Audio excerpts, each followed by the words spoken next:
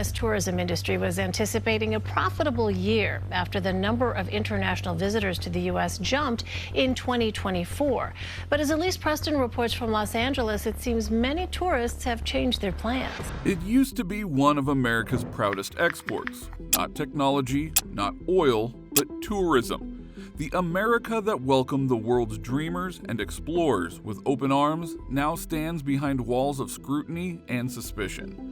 For decades, millions of travelers poured into the United States every year, walking through New York streets, standing before the Statue of Liberty, and believing in that quiet promise, "Give me your tired, your poor, your curious." But that promise is cracking, because today more and more tourists are discovering a side of America they never expected. One of suspicion, detention, and humiliation. But where did it all start?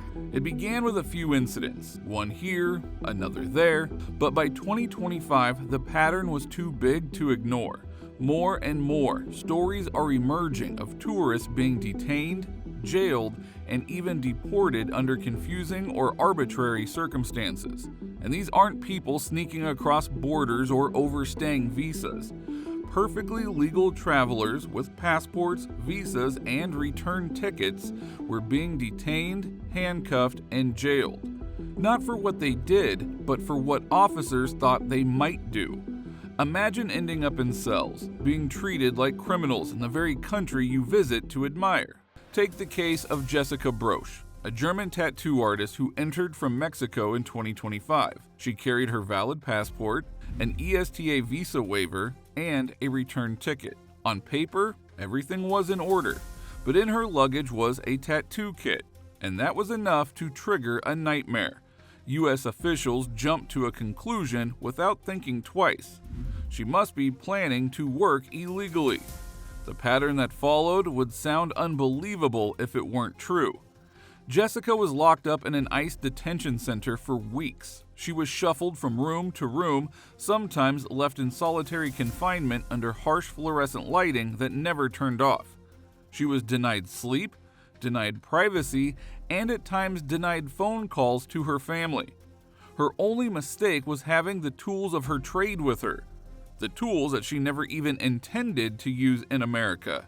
"I just want to get home, I'm really desperate," she told KGTV from Otay Mesa. "I don't really understand why it's taking so long to get back to Germany."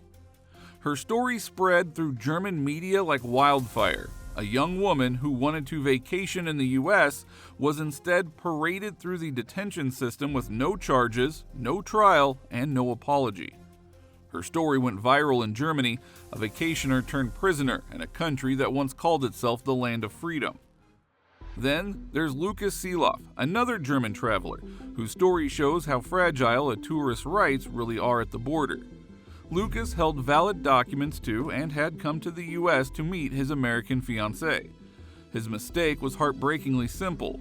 When asked for his home address, he misunderstood the question, giving the address of his hotel in America instead of his residence back in Germany. That tiny human mistake, a linguistic slip, turned his trip upside down. Officers marked his answers as suspicious, pulled him aside, and accused him of trying to live in the U.S. illegally. And within hours, he was in detention. "They accused me of living in America instead of visiting, but there was no proof that I overstayed anything." He tried to explain, but his English failed him, and without strong English skills or legal support, his words only dug him deeper. By the time the mistake was cleared up, the damage was done. His vacation was over, his money wasted, and his confidence in America destroyed. Imagine saving for years, flying across the Atlantic, and then losing it all over a misunderstood question. They put me in chains everywhere, around my stomach, on my hands, my feet. Then they put me in a van and drove me to the detention center in Satinko. And Lukas isn't alone. From Venezuela came stories that sounded unreal until they were verified. Joan Chasen, a heavily tattooed Venezuelan, was detained and deported after ICE branded him a gang member. There were no convictions, no prior offenses, not even evidence of association. The accusation rested entirely on his tattoos, pieces of art that immigration officers decided looked criminal. Even more shocking was the case of Neri Alvarado Borges, who had an autism awareness ribbon tattoo. A symbol of compassion and advocacy was misinterpreted as a gang sign. Crazy decision, I don't know, nobody see, he's no criminal. He too was detained, processed, and locked up despite having a clean record. For both men, their very skin became the reason they lost their freedom. In Venezuelan news, the message spread fast. In America, even ink can be a reason for arrest. But the problem stretches beyond tattoos. In Hawaii, 2 young German women discovered how even something as innocent as not pre-booking hotels can become grounds for imprisonment. They arrived legally with valid ESTA approvals and returned tickets. Yet because they hadn't booked their accommodation for the entire duration of their stay, immigration officers grew suspicious. A pair of German tourists is making headlines for being deported after failing to book hotels prior to arriving to the islands. Sources say those German teens were sent for several days to a detention facility. They were detained, strip-searched, and locked overnight in cold cells with metal beds and constant surveillance. Their phones were taken, their luggage was searched. For them, what was supposed to be a holiday in paradise turned into an ordeal of humiliation and fear.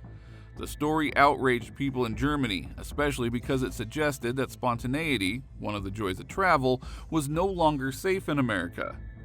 And then there are the high-profile elephant-in-the-room cases, the crackdown on tourists carrying professional equipment, cameras, tattoo kits, even musical instruments being suspected of working without a permit.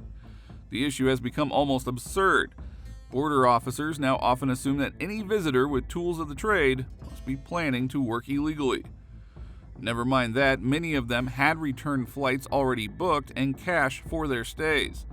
The assumption of guilt comes first, and the burden of proof falls on confused travelers who may not speak English fluently. They are accused, detained, and sometimes deported, not because they were working, but because they might have worked. The human cost of these mistakes is profound. Many of the detained travelers describe detention centers as worse than jails. Fluorescent lights blaze 24/7, erasing the sense of day or night. Privacy is non-existent. Metal beds are the only comfort, food is inadequate, phone calls are restricted, and sometimes denied altogether.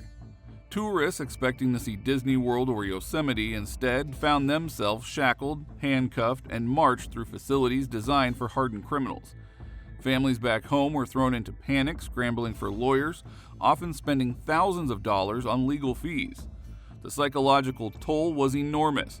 What should have been a joyful 2-week holiday turned into a months-long legal and emotional battle. Many tourists say they'll never return to America again, not because of what they saw, but because of what was done to them. The ripple effects are international. Germany has already lodged diplomatic complaints. Its consulates in Los Angeles, Miami, and New York have begun issuing quiet warnings to travelers about potential overreach by immigration. In South America, Venezuelan news outlets have amplified stories of tattooed travelers deported unfairly, casting the U.S. as hostile and discriminatory. On travel forums, posts with titles like "Detained at LAX, Don't Risk It" spread rapidly, frightening potential visitors. And while Americans may dismiss these cases as rare, the truth is that anecdote is powerful. One viral horror story can scare off hundreds of potential tourists. And here lies the painful irony. America keeps spending billions on glossy tourism marketing, drone shots of New York skylines, Yellowstone geysers, and Florida beaches. But these ads collapse instantly when paired with headlines about tourists strip-searched in Hawaii or jailed in Texas. Because tourism isn't built on beauty, it's built on trust. A traveler needs to believe they will be safe, welcomed, and respected. And once that trust breaks, no sunset or skyline can repair it, and no marketing budget in the world can fill hotel rooms or theme park queues. This year, we're down about 29 to 30%. And what are they saying when they cancel? They don't feel safe, they don't feel welcome. Experts now warn that the U.S. is facing a quiet collapse of its tourism reputation, while Europe, Japan, and Southeast Asia simplify entry and welcome visitors. The United States has made arrival feel like an interrogation. Every question at passport control now carries a hint of threat. What are you doing here? Who are you really? For travelers, it's no longer a gateway, it's a gamble. If America truly wants to rebuild its reputation as a top travel destination, it must stop treating tourists like criminals. The war on tourists isn't a declaration. It's a slow unraveling, a noose tightening around the neck of global goodwill. A war fought in interrogation rooms, in detention centers, under unblinking lights. And unless something changes soon, the world may stop visiting altogether. Once, people dreamed of seeing America. Now, too many dream only of leaving it. The great American tourism hasn't just declined, it has collapsed under the weight of fear.